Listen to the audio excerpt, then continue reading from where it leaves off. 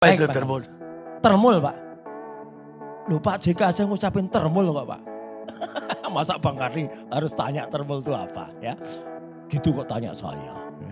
Ya, saya nggak tahu, Pak. Nah itu, jadi gini Bang Karni. Saya harus sampaikan bahwa peristiwa yang terjadi pada hari Jumat minggu yang lalu itu brutal. Sekali lagi saya sebut brutal, sangat brutal. Saya tidak menyangka bahwa peristiwa semacam itu masih terjadi di bumi Indonesia yang sudah melebihi 80 tahun kemerdekaannya ini Bang Karni. Benar-benar saya nggak menyangka. Karena itu yang saya sangka itu terjadi hanya di tahun 65. Yaitu pada saat pemberontakan G30 SPKI. Peristiwanya pemirsa LC itu bisa nonton film G30 SPKI yang dibuat tahun 82 itu. Udah sama persis dengan itu. Kata-katanya juga mirip. Karena di peristiwa kemarin itu sebenarnya gini Bang Karni. Saya itu hari seminggu itu sebenarnya nunggu-nunggu Bang Karni. Terus terang saya nunggu datangnya surat. Ya, surat beramplop coklat misalnya ya, suratnya kayak gini nih misalnya ini misal contoh aja. Nah, ternyata nggak pernah datang. Kenapa saya nunggu surat itu? Karena kami kan mendengar bahwa sudah ada kabarnya P21. Artinya berkas lengkap dari kepolisian kemudian akan dilimpah ke kejaksaan. Jadi surat P21 itu sangat penting Bang Karni. Karena sependek pengetahuan saya, surat itu menjadi countdown dari langkah tahap kedua. P21 dengan tahap kedua itu batasnya hanya 2 minggu Bang Karni, 14 hari. Dan itu lazim di mana-mana. Saya juga belajar bagaimana surat P21 itu. Dan itu biasanya 14 hari dan kemudian 14 hari maksimalnya itu ada tanggalnya di situ kapan kami ini diserahkan. Nah jadi saya seminggu itu nunggu Bang Karni. Ada nggak surat datang ke rumah? Senin tidak ada. Selasa kan kita merayakan tahun baru Muharram, tahun baru Islam. Jadi nggak ada. Rebo itu benar-benar saya tunggu Bang Karni, hari Rabu itu. Karena apa? Roy Suryo melontarkan pernyataan mengejutkan di Indonesia Lawyers Club menyebut penangkapannya oleh Polda Metro Jaya pada Jumat lalu sebagai aksi brutal dan sangat kejam. Mantan Menteri Pemuda dan Olahraga itu bahkan menyamakan pengalamannya dengan adegan dalam film G30 SPKI. Saya tidak menyangka peristiwa semacam itu masih terjadi di bumi Indonesia yang sudah merdeka 80 tahun, ujarnya dengan nada getir. Ia menceritakan bagaimana polisi datang pagi-pagi buta tanpa surat panggilan, memaksa ART membuka gerbang dan langsung masuk ke kamar tidurnya. Roy mengaku tidak diizinkan mandi, berganti pakaian, atau menunggu pengacara sebelum digiring ke mobil tahanan. Saya bilang mau cuci muka. Mereka jawab, nggak usah, langsung jalan. Ini benar-benar kayak film pengkhianatan G30 SPKI banget, tegasnya. Loh kapan saya mengulangi perbuatannya? Apa ada acara di Kamis itu ketika di Bandung saya mengulangi perbuatan? Itu lucu sekali. Di sana nggak ada apa-apa. Ternyata tidak. Jadi itu hanya tricky. Sekali lagi tricky. Tricky untuk menjawab kalimat pembukanya Bang Karni tadi di LC ini. Yaitu apa? Biar seolah-olah kami ini, saya dan Dr. Tifa itu ditahan dulu. Atau sudah diproses ditahan di kepolisian. Sehingga kejaksaan meneruskan penahanan. Nah karena sampai ujung di P21 berkas lengkap itu tidak ada penahanan, mereka cari cara. Gimana seolah-olah Roy Suryo dan Tifa Hussein itu statusnya ditahan. Padahal enggak Bang Karni, enggak ada tadi. Jadi saya juga tanya, loh ini ada apa kok ditahan? Akan diserahkan ke kejaksaan. Saya tanya, oh nanti siang banyak. Roy Suryo mengungkap dugaan adanya trik di balik penahanannya oleh Polda Metro Jaya pada Jumat lalu. Mantan Menteri Pemuda dan Olahraga itu mengaku tidak mau menandatangani surat penahanan karena tidak ada alasan jelas dan petugas pun kesulitan menjelaskan. Saya tanya, ini ditahan karena apa? Karena mengulangi perbuatan. Loh, kapan saya mengulangi perbuatan? Ujarnya heran. Roy menduga penahanan itu hanya rekayasa agar Sabtu dan Minggu ia bisa diinapkan di sel polisi. Tujuannya agar saat dilimpahkan ke kejaksaan pada Senin, seolah-olah ada status tahanan yang diteruskan. Itu trik. Mereka cari cara agar seolah-olah kami ini ditahan dulu di kepolisian, sehingga kejaksaan meneruskan penahanan. Padahal nggak ada tahanan, tegasnya. Kuasa hukumnya menambahkan bahwa kejaksaan justru membatalkan penahanan tersebut. Alutsista itu ini loh, alat utama sistem ketampanan. Nah, enggak bawa Bang Karni. Ya kalau bawa ya mending lah bisa sisiran dikit gitu ya. Enggak Bang Karni, jadi sama sih bukan alutsista, bukan senjata, nanti dikira saya bawa senjata. Enggak. Nah itu Bang Karni, jadi saya pucat, tapi saya masih tetap mencoba tersenyum kepada teman. Di tengah cerita dramatis penangkapannya, Roy Suryo menyelipkan candaan yang bikin netizen terbahak. Mantan Menteri Pemuda dan Olahraga itu mengaku tampil pucat dan tidak karuan di hadapan wartawan. Karena satu hal, ia lupa membawa alutsista, singkatan dari alat utama sistem ketampanan. Tanpa sisiran dan perawatan rambut, Roy mengakui penampilannya aut-autan alias tidak maksimal. Candaan ini sontak menjadi perbincangan hangat di media sosial, dengan banyak warganet memuji Roy Suryo yang tetap bisa melucu di tengah situasi penuh tekanan. Kalau bawa alutsista, mendingan lah bisa sisiran dikit, ujarnya sambil tertawa.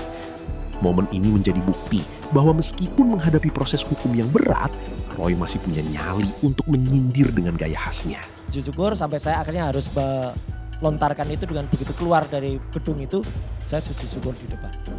Jadi ya kalau orang besar,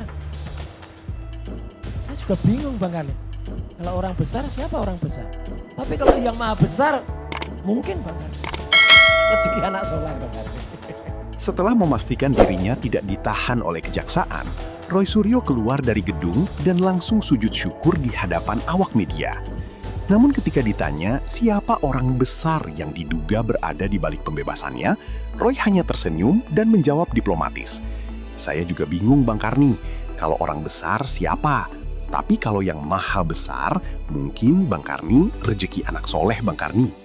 Pernyataan ini langsung menjadi perbincangan hangat di media sosial. Banyak yang menafsirkan bahwa Roy sengaja menghindari jawaban, sementara yang lain meyakini ada tokoh politik kuat yang mengintervensi proses hukum. Hingga kini, identitas orang besar yang dimaksud masih menjadi misteri dan memicu berbagai spekulasi di publik. Di situ Pak Jokowi digugat dan dipaksa untuk menunjukkan ijazahnya. Di gugatan PN Pusat tersebut kami menang. Gugatan tersebut gugur, tidak dapat diterima. 2023-2024. Pak Jokowi masih presiden. Bayangkan, seorang presiden digugat seperti itu dan diladenin secara hukum. Secara formil kami hadiri persidangan, kami ladenin sampai ada putusan. Yang sekarang sudah ingkrah bahwa memang gugatan tersebut tidak dapat diterima. Ternyata setelah gugatan itu dimenangkan juga oleh kami, ternyata isunya masih berlanjut juga. Setelah Pak Jokowi purna tugas, 2 periode dipercayai oleh rakyat Indonesia untuk memimpin Republik ini, ternyata tetap. Puncak perdebatan terjadi ketika kuasa hukum Roy Suryo, Abdul Ghafur, melontarkan pernyataan kontroversial. Ia mengklaim bahwa jaksa penuntut umum menyebut laporan-laporan dari kelompok pendukung Jokowi sebagai laporan sampah, alias tidak memiliki alat bukti yang cukup untuk dijadikan dasar dakwaan. Saya tanya langsung ke jaksa, pasal mana yang disetujui? Jawabannya, laporan mereka kami anulir, tegas Ghafur. Tak berhenti di situ, Ghafur justru membalikan tudingan orang besar yang selama ini dialamatkan ke pihaknya. Menurutnya, kekuasaan besar justru berada di tangan Pak Jokowi sebagai mantan presiden yang bisa mengakses Prabowo Subianto, sementara putranya adalah wakil presiden. Tudingan orang besar harusnya diarahkan ke Pak Jokowi. Itu yang fair, ujarnya dengan nada tajam. Tapi gelagat dari perkara ini, berkasnya ada. Begitu ada istilah orang kuat, berkasnya pindah pada gelagat. Kira-kira kemana arahnya? Jadi ngapain mempersoalkan lagi berkas? Dari awal memang kasus ini kasus tentang gelagat politik yang makin lama dia makin terpolar. Karena mana ujung dari kasus ini? Seandainya Pak Jokowi ijazahnya hilang. Pertanyaan saya, kalau ijazahnya hilang, apakah otaknya juga hilang? Itu yang mau diteliti oleh Tifa. Supaya tidak ada pembuktian bahwa otak orang itu hanya tergantung pada ijazahnya. Kan dibalik kasus ini kita bertengkar, emang Pak Jokowi punya otak enggak tuh? Kalau dibuktikan secara sosiologi, secara psikologis bahwa Pak Jokowi berpikir runtut, reasoningnya bagus, kalkulasinya efektif, orang gak akan persoalin. Mau punya ijazah, mau gak punya ijazah.